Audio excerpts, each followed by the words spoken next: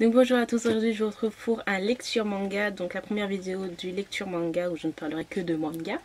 Donc voilà, donc ce sera toutes les lectures que j'ai lues et les lectures que je vais lire et mes futures lectures.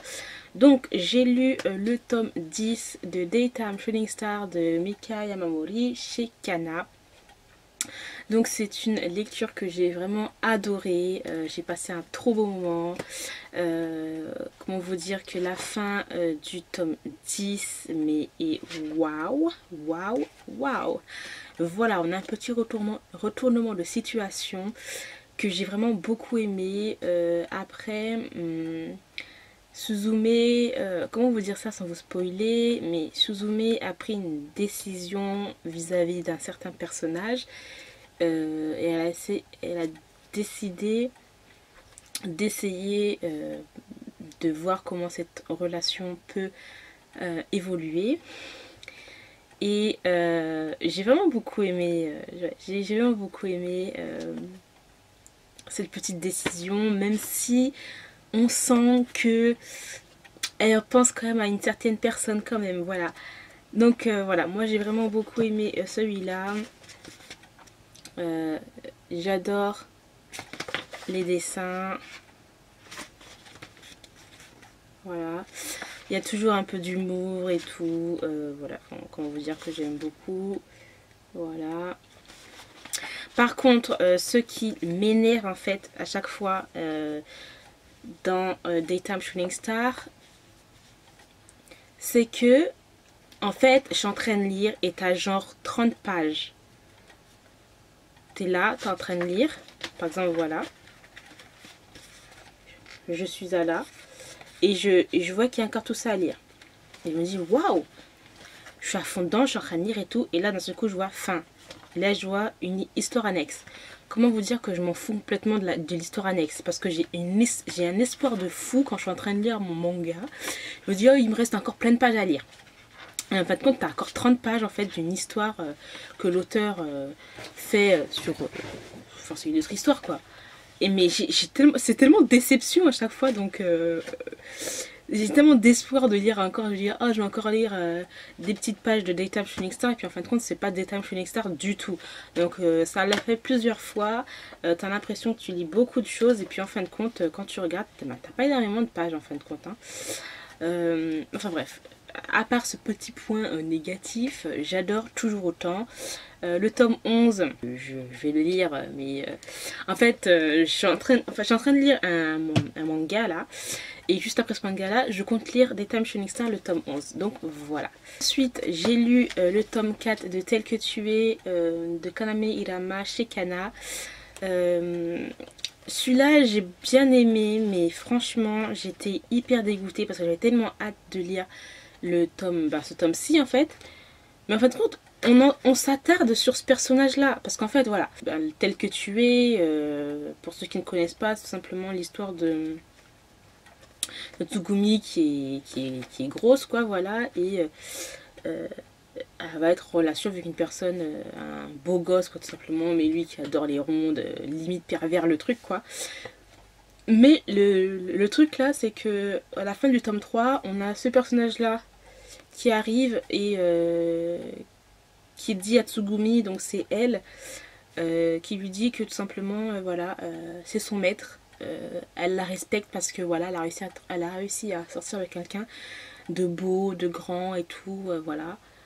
Et en fait, dans tout le manga, en fait, la fille, elle est tout le temps là, quoi.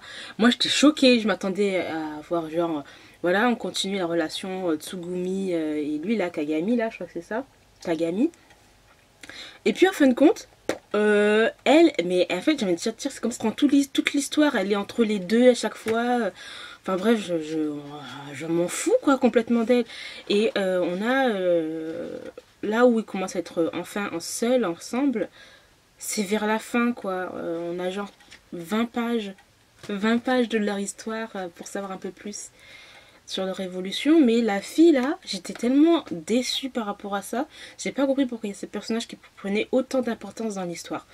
Ça, j'ai vraiment pas compris et c'est hyper dommage. Bon, je lirai le tome 5 hein, parce que, bien sûr, la fin du tome 4 t'as envie de lire encore la suite, mais j'étais hyper déçue. Ce personnage prend trop de place dans cette histoire-là. Enfin, ensuite, j'ai lu le tome 2 de Perfect World de Rie Haruga chez Akata. Donc je sais même pas si je vous ai montré les dessins pour celui-là. Voilà, par exemple, voilà, je voudrais devenir votre disciple et tout. Enfin bref, c'est bon quoi, faut pas exagérer. La fille, elle vient prendre toute la place dans leur histoire là, j'ai rien compris. Enfin bref. Ensuite, Perfect World, le tome 2 que j'ai adoré. Donc on sent que le personnage, comment elle s'appelle, je ne sais plus, bref, la fille, voilà, est fatiguée en fait mentalement. Elle se met la pression toute seule. On sent que voilà, c'est difficile et on sent aussi qu'elle se pose beaucoup de questions par rapport à la relation, enfin, par rapport à avoir une relation avec une personne handicapée en fait. Et là on le sent parce que c'est un tome assez lourd, je trouve. Et la fin est... On sent le désarroi du gars là. On sent le désarroi parce qu'il y a une situation où il ne peut pas intervenir et on a un coup de... Comment dire, un coup de pression d'un seul coup. On se dit non, ça va pas se finir comme ça et tout. Donc j'ai tellement hâte de lire le tome 3. On sent qu'elle fait beaucoup d'efforts, même trop d'efforts, et ça la fatigue physiquement et mentalement. On a aussi l'apparition de 2 nouveaux protagonistes qui arrivent et qui mettent un peu le doute dans le couple simplement. Voilà, donc franchement un très très bon tome. Les dessins sont toujours assez sympathiques et tout. Voilà. Aussi en plus, je suis désolée mais je me souviens plus du prénom du garçon. Bref, le garçon handicapé, le garçon qui est en fauteuil roulant, va rencontrer en fait le père de la fille. Ce sera tout à fait au hasard et ses parents vont savoir qu'elle a une relation avec une personne handicapée et ça sera pas du tout à leur goût et par rapport à ça elle va se mettre beaucoup la pression, elle sera très tendue et elle va se poser vraiment beaucoup de questions. Donc voilà, un très très bon tome, un manga à lire franchement. Voilà. Ensuite j'ai lu le tome 1 de Golden Kamuy de Satoru Noda chez Kiun Seinen. J'ai vraiment beaucoup aimé ce manga. Donc voilà, la couverture est déjà très jolie. Je vous enlève un petit peu ça là. Voilà, quand on enlève la couverture c'est comme ça et derrière comme ça. Donc en fait on nous explique le costume traditionnel des Inuits.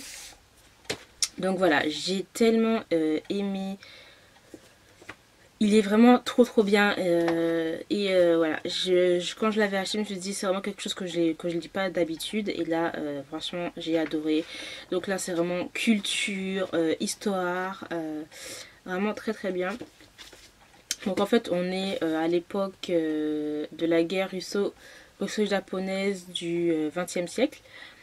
Et en fait c'est l'histoire de ce militaire qui est surnommé l'immortel. Et en fait, moi je me demande, mais pourquoi en fait, parce que le gars, on lui tire dessus et il meurt pas en fait. Et je me demande pourquoi il meurt pas. Je sais pas pourquoi. Bref, et il va y avoir un vieux bonhomme. Il va rencontrer un vieux bonhomme qui va lui raconter comme quoi, oui, il y a un trésor caché, de l'or caché, etc. Et comme quoi c'était le trésor, enfin c'est l'or des Inuits. Donc un gars a volé tout cet or là, a tué beaucoup de personnes Inuits et est parti le cacher. Entre temps les autorités l'ont attrapé et l'ont mis en prison. Et celui-là, ce qu'il a fait en prison, il a tatoué sur le dos de plusieurs prisonniers, je crois que c'est 25, une carte où l'or est caché. Les prisonniers en fait, voilà, ils ont réussi à s'enfuir, etc. Toutes les grandes autorités qui essaient de mettre la main sur ces prisonniers, trouver le trésor. Et on a Sugimoto qui lui aussi a entendu cette histoire et grâce à une fille qui vient du peuple Inouï, ils vont se mettre en collaboration, enfin voilà, ils vont essayer de chercher tous ces prisonniers tout simplement. Donc lui, Sugimoto, pour avoir l'or et pouvoir soigner un de ses proches et la fille Inouï pour simplement se venger puisque son père faisait partie des gens qui avaient l'or en fait. Et elle fait tout en fait pour se venger, donc ils vont se mettre d'accord pour trouver tous ces prisonniers et voilà. En tout cas, c'est assez...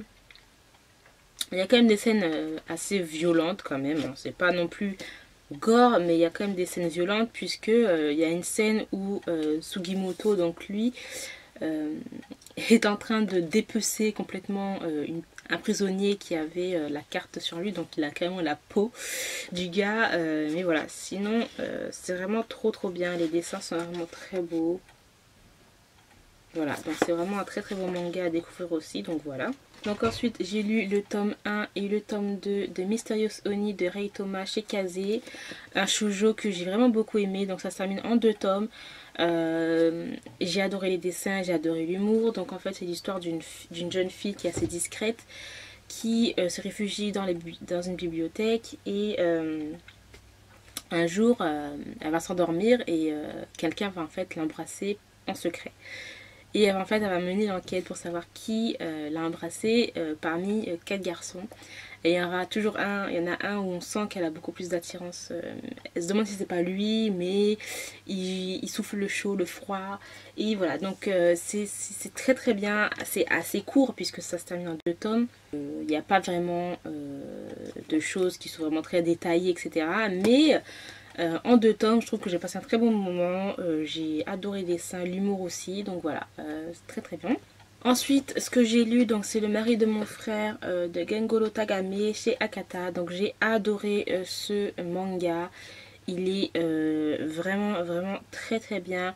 Donc en fait c'est l'histoire de cet homme-là qui a un frère jumeau. Et son frère jumeau est marié, enfin a été marié à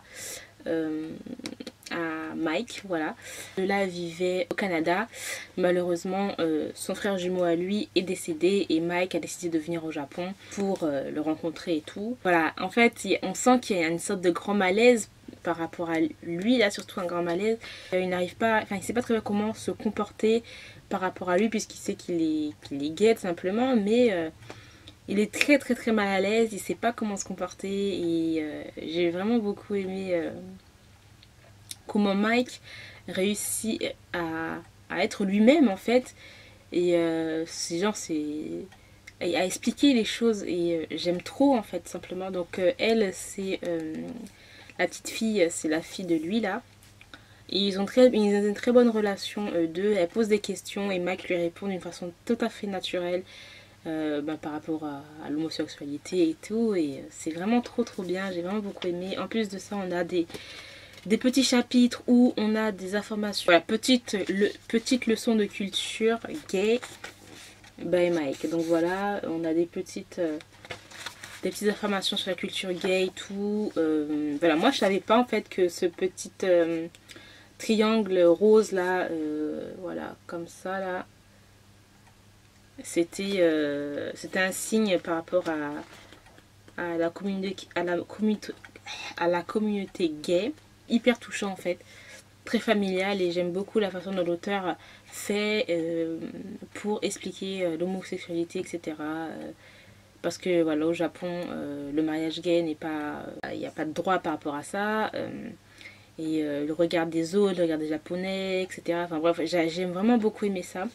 Donc voilà, j'ai très hâte de lire le tome 2, voir l'évolution de la relation, enfin de Mike et son beau-frère, la relation avec la petite fille aussi. Et voilà, voir tout ça. Voilà. Donc les dessins sont vraiment bien quand même, hein. Au début, j'étais là, je disais non. Franchement, le dessin, c'est pas mon truc, mais du tout. Et puis, en fin de compte, j'ai adoré. Voilà. J'ai hâte de lire le 2e tome parce que c'était vraiment une très bonne découverte. Ensuite, ce que je suis en train de lire là, donc c'est Mitsumei. Donc c'est un yaoi. Donc là, c'est chez Boys Love, la collection Anna. La couverture est trop jolie, voilà. Et je suis en train de lire et de ce que je lis, j'aime beaucoup. Donc voilà, j'ai très hâte de vous en parler. Et après ça, je compte lire le tome 11 de Detam Shooting Star. Donc voilà, c'est tout pour cette vidéo lecture manga qui a été un petit peu fastidieuse. Donc excusez-moi si j'ai bégayé, si j'ai répété à chaque fois la même chose. Mais bon, voilà. Dans tous les cas, merci de l'avoir regardé jusqu'au bout. Et je vous dis à très bientôt. Bye.